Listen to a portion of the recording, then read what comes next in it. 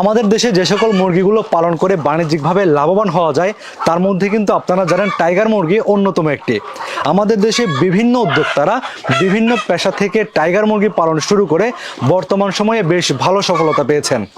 তো আমার পাশে যে উদ্যোক্তা ভাইকে দেখতে পাচ্ছেন এবং আশেপাশে যে টাইগার মুরগিগুলো দেখতে পাচ্ছেন, উনি হচ্ছেন একজন উদ্যোক্তা যিনি টাইগার মুরগি পালন শুরু করেছিলেন প্রবাস থেকে এসে উনি আর প্রবাসে যাননি, শুরু করেছেন এই টাইগার মুরগির খামার।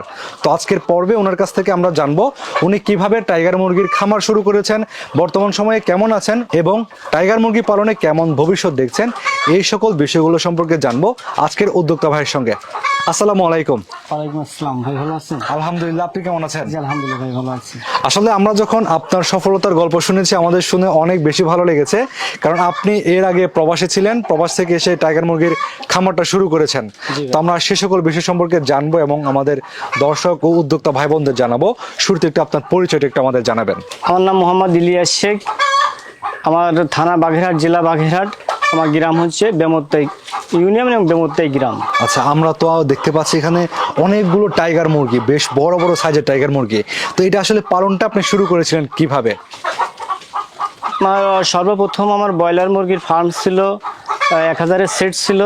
তা ব্রয়লার মুরগি পালার পরে দেখি যে লস প্রজেক্ট, তারপরে আপনার লেয়ার মুরগি পালিছি প্রায় 2 বছরের মতো ডিমের জন্য। তা ওইখানে মোটামুটি কিছু টাকা হয়েছিল, তা তেমন একটা লাভ প্রজেক্ট আসে না, তা ওটা আমি বাদ দিয়ে দিছি। বাদ দেওয়ার পরে আমি বাইরে গেছিলাম, বাইরে যাই আপনার 4 বছর ছিলাম, নাইজেরিয়া ছিলাম আমি প্রবাসে। তখন আমি ওইখান থেকে কিছু ভিডিও দেখলাম ইউটিউবে। তা দেখেন টাইগার মুরগি মানুষ পালে, তা আমি ওয়ান টেস্ট করার জন্য দেশে এসে আপনার 500 দিয়ে শুরু করলাম যে কীরকম কি হয়। তারপর দেখি না ওইটা তো ভালো একটা লাভ।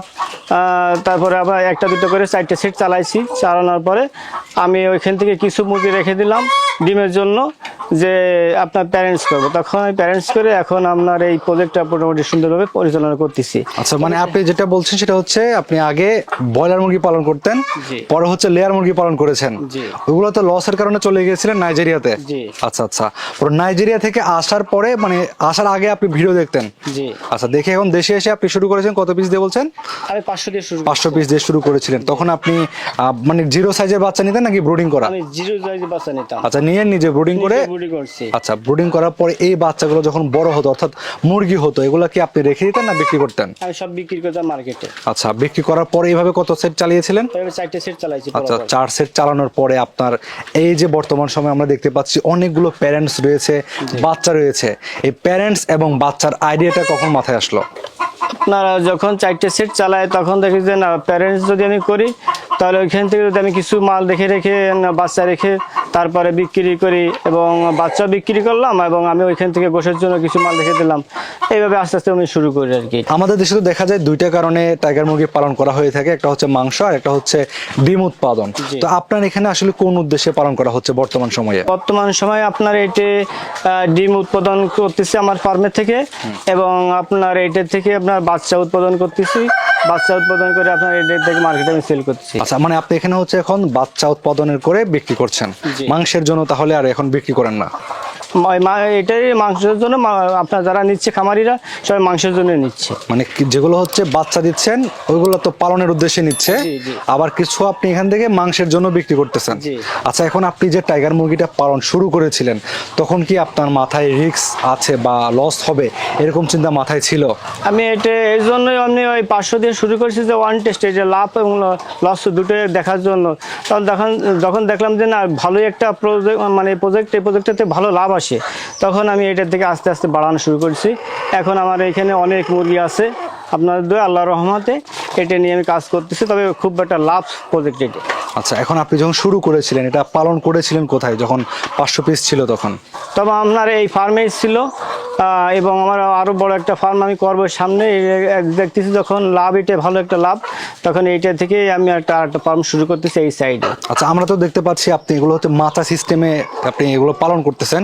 আপনারা দেখতে পাচ্ছেন দর্শকে যে নেট দেওয়া, নেট দিয়ে আপনি মাচার মতো করে নিয়েছেন। তো এটাতে পালন করা আর ফ্লোরে পালন করার মধ্যে পার্থক্যটা কি? ফ্লোরে পালন করলে আপনার অনেক সময় যে ঠান্ডা লাগে এবং গ্যাস হয়। মনে করেন লিটারটা যখন এক সপ্তাহ 15 দিন থাকে, থাকার পরে ওটার ভিতরে একটা গ্যাস আসে। আচ্ছা। গ্যাসের জন্য মুরগি অনেক সময় একটা গ্যাসের সমস্যা, খাবারটা কম খায়। আচ্ছা। তার জন্য আপনার এই মাছার পরে সবচেয়ে ভালো, মাছায় কোনো রোগ ব্যাধি একটু তেমন একটা হয় না, এবং মুরগিটা আলো বাতাসটাও ভালো পায়। বাতাসটা যদি ভালো পায় কিন্তু গ্যাসটা যদি না থাকে তখন মুরগিটার রোগ ব্যাধি খুব কম আসে না বললেই চলে। আচ্ছা আচ্ছা, এই যে যখন আপনি টাইগার মুরগিগুলো পালন করছেন, জিরো সাইজের বাচ্চা থেকে শুরু করে ডিম দেওয়া পর্যন্ত কতদিন সময় লাগে? আপনার ডিমে আসতে এটার আপনার ভালোভাবে যদি পরিচালনা করা হয় তখন 3 থেকে 3.5 মাসের ভিতরেই ডিমের প্রোডাকশনে আসে 1 পিস 2 করে।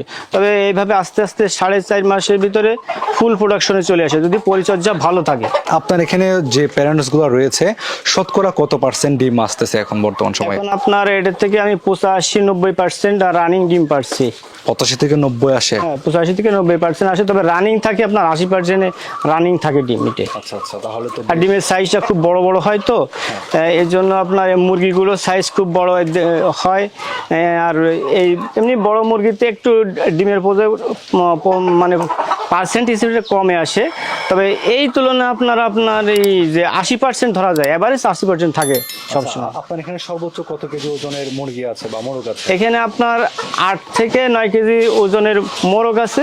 মুরগির ওজন আপনার থাকে মনে করেন প্যারেন্টসের জন্য কম রাখা হয়, যদি প্যারেন্টসের জন্য বেশি ওয়েট এসে যায় তখন আপনার যদি চর্বি হয়ে যায়, চর্বি হলে ডিমের প্রোডাকশনটা অনেক একেবারে নেমে আসে, তাতে ওইভাবে ব্যবসা পরিচালনা করা যায় না।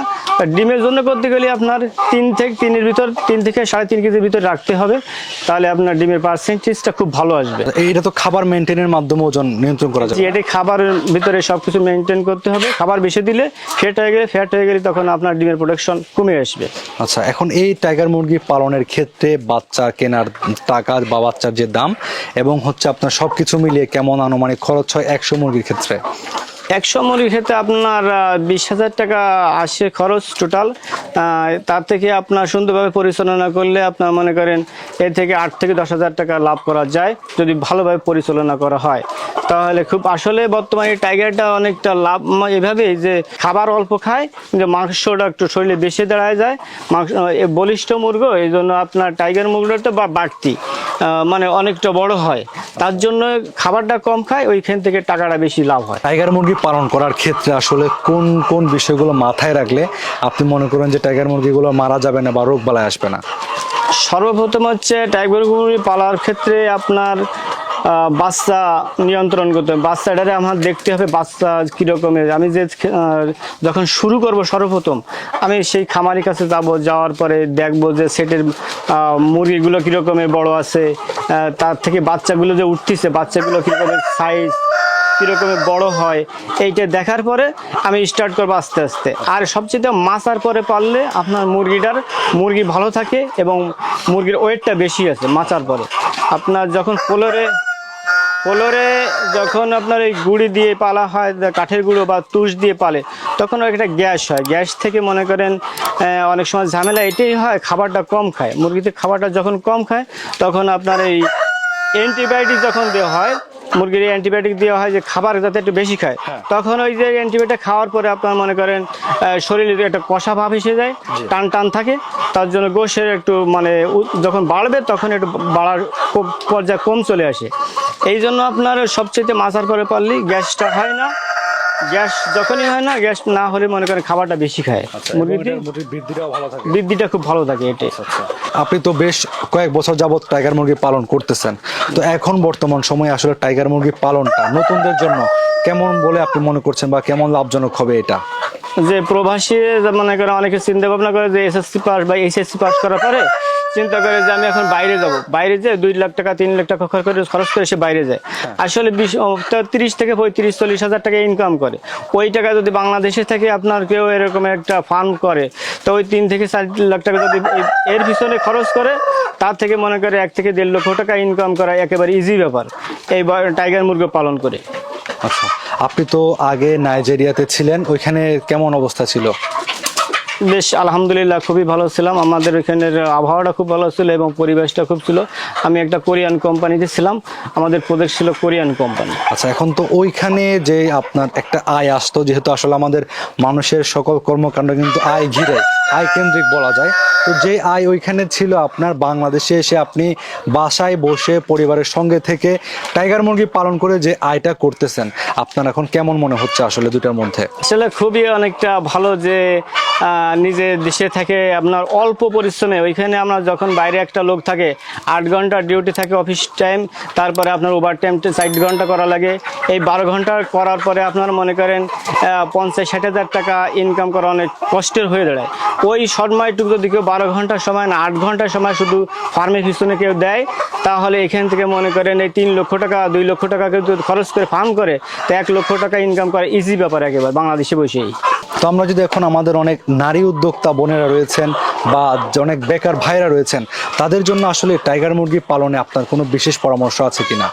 হ্যাঁ, নদীর উদ্যোক্তাদের এটাই আমি বলবো যে মনে করেন অনেক নারী উদ্যোক্তা আছে বা ছোট ভাইয়েরা আছে, তাই এই ব্যবসার সাথে যদি মেলে তাহলে আপনি এইভাবে প্রথম নির্বাচিত করতে হবে বাচ্চা যদি আপনার কালেক্টর সুন্দর হয়, কোনো খামারের সাথে খামারি ভাইয়ের সাথে যে কথা বলে তার সাথে বসে দেখে সব বুঝে শুনে যে কাজটা শুরু করাটাই সবচেয়ে একেবারে সর্বপ্রথম, যে কথাবার্তা বলে খামারে যে দেখে কাজটা শুরু করে খুব সবচেয়ে ভালো হবে। আচ্ছা, তাহলে হচ্ছে আপনার এই টাইগার মুরগি পালন করে ওনারা লাভবান হতে পারবেন বা সফলতার মুখ দেখতে পারবেন। তো ভাই কিন্তু নাইজেরিয়াতে ছিলেন, নাইজেরিয়া থেকে এসে বাংলাদেশে টাইগার মুরগি পালন করে উনি আজকে সচ্ছল বলে উনি বলছেন, বা আমরাও দেখতে পাচ্ছি ওনার এখানে যে খামারটা করা হয়েছে এটা একটু কয়েকটা পয়েন্ট আকারে করা হয়েছে, অর্থাৎ ধাপে ধাপে কয়েকটা সেক্টরে কিন্তু ভাগ করে করা হয়েছে, যে কারণে আপনাদের হয়তো বা মনে হতে পারে এখানে মুরগি কি পরিমাণ রয়েছে। আপনারা সরাসরি আসলে সরাসরি তো আসার সুযোগ আছে ভাই, সরাসরি ভাইয়ের খামার পরিদর্শন করে আপনার ওনার যে খামার এই খামারটা দেখতে পারবেন। পরামর্শ যদি প্রয়োজন পরামর্শ তো দিবেন ভাই? জি, অবশ্যই যে কোনো বিষয়ে পরামর্শ লাগলে আপনারা এখান থেকে পরামর্শ নিতে পারবেন, এবং বাচ্চা যদি সংগ্রহ করতে চান বাচ্চা সংগ্রহের তো ব্যবস্থা রয়েছে। জি, আমাদের এখানে সব ধরনের আপনার ব্রোডিং করা বাচ্চাও পাবে, তারপরে জিরো বাচ্চাও পাবে। যে রকমের খামারি ভাইরা অর্ডার দেবে ওইভাবে আমাদের বিভিন্ন ডিস্ট্রিক্টে আমরা মাল সেল করে দিই। আপনারা এখান থেকে চাইলে বাচ্চাও সংগ্রহ করতে পারবেন। তো আসলে আপনারা যারা টাইগার মুরগি পালনে লাভবান হতে চান, আশা করছি আপনারা উদ্যোক্তা ভাষীতে পরামর্শ করে টাইগার মুরগি পালনে উৎসাহিত হবেন, টাইগার মুরগি পালন করে নিজে স্বাবলম্বী হবেন এবং আমাদের দেশের যে আমিষের ঘাটতি সেই আমিষের ঘাটতি পূরণে সহায়তা করবেন। তো আপনাদের সঙ্গে দেখা হবে পরবর্তীতে অন্য কোনো প্রতিবেদন অন্য কোনো উদ্যোক্তার সঙ্গে। আপনারা যারা আমাদের এই চ্যানেলটিতে নতুন দর্শক রয়েছেন, আমাদের চ্যানেলটি সাবস্ক্রাইব করে বেল বাটনটি বাজিয়ে রাখুন, এবং যারা ফেসবুক পেজ থেকে দেখছেন আমাদের পেজটি ফলো দিয়ে সাথে থাকুন। দেখা হবে অন্য কোনো প্রতিবেদনে। আল্লাহ হাফেজ।